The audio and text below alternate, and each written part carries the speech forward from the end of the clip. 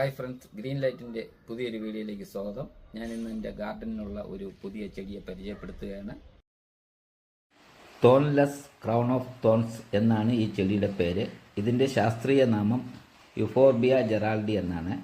ഇതിൻ്റെ സ്വദേശം മഡഗാസ്കറാണ്. യുഫോർബിയ വർഗത്തിൽപ്പെട്ട ചെടികൾക്ക് സാധാരണ മുള്ളുകളുള്ളവയും മുള്ളുകൾ ഇല്ലാത്തവയും ഉണ്ട്.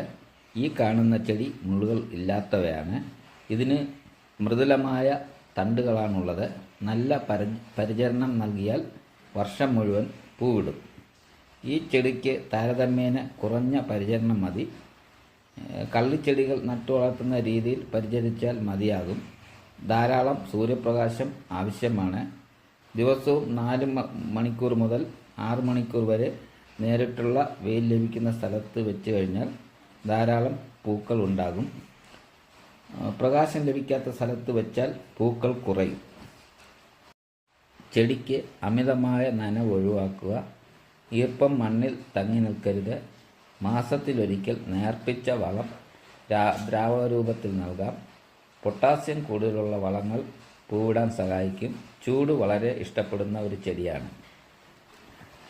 യുഫോർബിയ കുടുംബത്തിലെ ചെടികളെല്ലാം തന്നെ തണ്ടോ ഇലകളോ മുറിഞ്ഞാൽ വെളുത്ത പാൽക്കറ പുറത്തു വരും.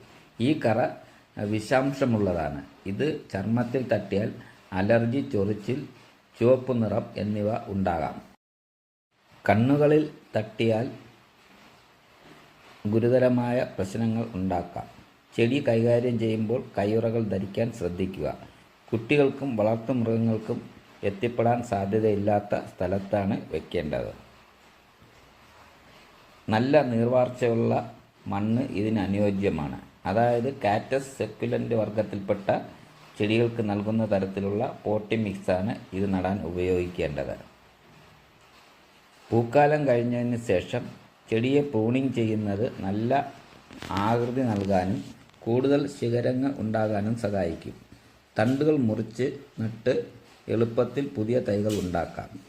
മുറിച്ചെടുത്ത തണ്ട് 2-3 ദിവസം വെയിലത്ത് വെച്ച് കറ ഒന്ന് വാടിയതിന് ശേഷം ഹോർമോണോ എന്തെങ്കിലും മുക്കി നീർവാർച്ചയുള്ള മണ്ണിൽ നടുക. ഈ ചെടിയെക്കുറിച്ചുള്ള വിവരണം നിങ്ങൾക്ക് ഉപകാരപ്രദമായി എന്ന് കരുതുന്നു. ഇഷ്ടപ്പെട്ടെങ്കിൽ ലൈക്ക് ചെയ്യുക, ഷെയർ ചെയ്യുക.